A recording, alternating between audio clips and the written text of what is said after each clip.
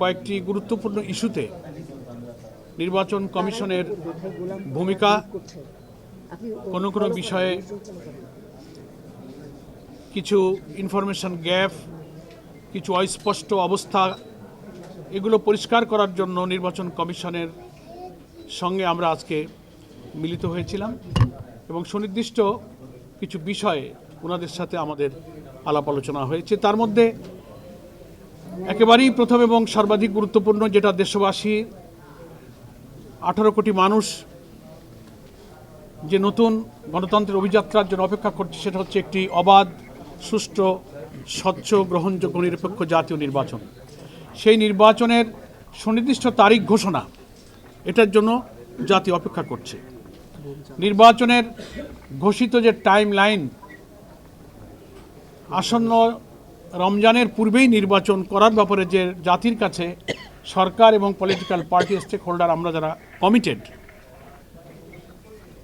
নির্দিষ্ট তফসিল ঘোষণার সময়টা একেবারেই পেরিয়ে যাচ্ছে দেখে আমরা এ বিষয়ে নির্বাচন কমিশনের সুস্পষ্ট ঘোষণা, সুনির্দিষ্ট সিদ্ধান্ত কি সেটা জানবার জন্যই মূলত প্রথম আলাপ আলোচনায় আজকে ইস্যুটাকে আমরা রেজ করেছি।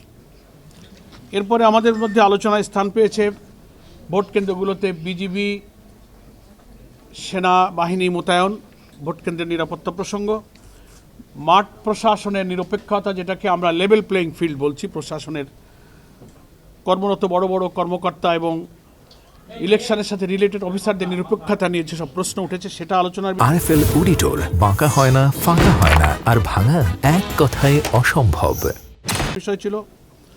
এরপরে আমরা আলোচনায় অবৈধ অস্ত্র উদ্ধার যে অভিযান, সেটাকে আমরা খুব ইফেক্টিভ দেখছি না। একটা অভিযান নামে চলছে, কিন্তু কার্যকরভাবে এটাকে ফলপ্রসূ করা এবং 5ই আগস্টের পর থেকে সারা দেশের থানাগুলো থেকে লুটপাট হয়ে যাওয়া অস্ত্র কী পরিমাণ উদ্ধার হলো, অবৈধ অস্ত্রধারীরা যারা নির্বাচনকে ডিস্টার্ব করতে পারে, ভোটারদের মধ্যে আতঙ্ক তৈরি করতে পারে, তাদের গ্রেফতার অভিযানের ব্যাপারে আমাদের আলোচনার ইস্যু ছিল, আমরা এটা আলোচনা করেছি। আর একটা ইম্পর্ট্যান্ট ইস্যু ছিল প্রবাসী ভোটার যারা এবার ভোট দেওয়ার জন্য সারা দুনিয়াতে প্রায় 1.25 কোটি ভোটার বা তার বেশি রেজিস্ট্রেশন হচ্ছে। এদের ভোটার রেজিস্ট্রেশনের প্রক্রিয়াটা আমরা যারা প্রবাসের সাথে যোগাযোগ রাখছি, সফর করছি, সে প্রক্রিয়াটা তারা অনেকে জটিল মনে করছে। এনআইডি, পাসপোর্ট, কোন কোন প্রয়োজনীয় ডকুমেন্টস না হলে এটা হতে পারছে না। এটাকে আরও কতটা মিনিমাম সহজ করে আমাদের প্রবাসী ভোটারদের ভোট প্রদানের ব্যবস্থা করা যায়, সেটা নিয়ে আমাদের আলোচনার বিষয় ছিল। ভোট কেন্দ্রে সিসিটিভি ক্যামেরা স্থাপন, নিরপেক্ষ ভোট, সুষ্ঠু ভোট গ্রহণের জন্য একটা অন্যতম ইস্যু। এটা আমরা আগেও জামাত ইসলামীর পক্ষ থেকে কয়েকবার দৃষ্টি আকর্ষণ করেছি। ওনারা কথা দিয়েছিলেন, ওনারা বলেছিলেন এটা একটা কস্টলি ইস্যু। আমরা এই ব্যাপারে সরকারের প্রচুর অর্থ বিভিন্ন কাজে ব্যয় হয়। আমরা বলেছিলাম যে একটা জাতীয় নিরপেক্ষ নির্বাচন, গণতন্ত্রের, দেশের শান্তি শৃঙ্খলা, নিরাপত্তা এবং নির্বাচিত জনপ্রতিনিধির কাছে ক্ষমতা হস্তান্তরের জন্য এর চেয়ে গুরুত্বপূর্ণ আর কিছু হতে পারে না। এখানে অর্থ ব্যয় করা প্রয়োজনে অনেক ডোনার এজেন্সি, ডোনার কান্ট্রির কাছে সহযোগিতা চাওয়া যায়। আমরাও কিন্তু এই সমস্ত ব্যাপারে অ্যাপ্রোচ করেছি বিভিন্ন জায়গায়। তো সেই সিসিটিভি ক্যামেরা স্থাপন সম্পর্কে এগুলো আমাদের মধ্যে আলোচনার বিষয় ছিল। এবং আইন শৃঙ্খলার যে মাঝে মাঝে গুরুতর অবনতি আমরা দেখছি, একটা দলের সবার উপরে অন্য দলের হামলা, ইভেন নারীরাও তাদের ভোটের কাজে, ভোটার সমাবেশে, গণসংযোগে গিয়ে তারাও নির্যাতিত, নিপীড়িত হচ্ছে, হামলার শিকার হচ্ছে, আহত হচ্ছে।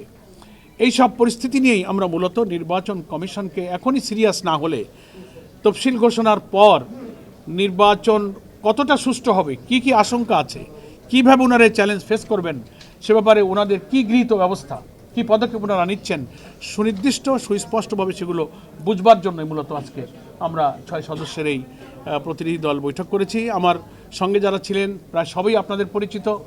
আমাদের সহকারী সেক্রেটারি জেনারেল মাওলানা ATM মাসুম, আমার ডান দিকে ডক্টর HM হামিদুর রহমান আজাদ, সহকারী সেক্রেটারি জেনারেল, মতিউর রহমান আকন্দ, আমাদের প্রচার মিডিয়া বিভাগের সেক্রেটারি, এহসানুল মাহবুব জুবায়ের, আমাদের অ্যাসিস্ট্যান্ট সেক্রেটারি জেনারেল, প্রচার মিডিয়া বিভাগের প্রধান, অ্যাডভোকেট জসিমউদ্দিন সরকার, আমাদের ইলেকশন কমিশন এবং লিগ্যাল এইড এবং লয়ার্স ফোরামের উনি সভাপতি। এই 6 জন আমরা এখানে আজকে এই প্রতিনিধি দলে উপস্থিত ছিলাম। তো দীর্ঘ আলোচনা হয়েছে, প্রায় 1.5 ঘন্টার মতো। আলোচনায় প্রধান নির্বাচন কমিশনার সহ কমিশনারবৃন্দ যথেষ্ট আন্তরিকতা এবং তাদের গৃহীত পদক্ষেপগুলো সম্পর্কে আমাদেরকে যথাসাধ্য ব্রিফ করার চেষ্টা করেছেন। সন্তোষজনকভাবেই আমরা আলোচনার শেষের দিকে পৌঁছেছি। কিছু কিছু বিষয় আমরা আরও কোয়ারি করেছি, নতুন কিছু পরামর্শ আমরা দিয়েছি।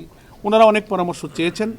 তাদের সাধ্যের মধ্যে সর্বোচ্চ প্রচেষ্টা তারা নির্বাচনকে সুষ্ঠু এবং নিরপেক্ষ করার জন্য চেষ্টা করবেন বলে কথা দিয়েছেন এবং এই সপ্তাহের মধ্যেই নির্বাচনের তফসিল ঘোষণার আশাবাদ তারা ব্যক্ত করেছেন।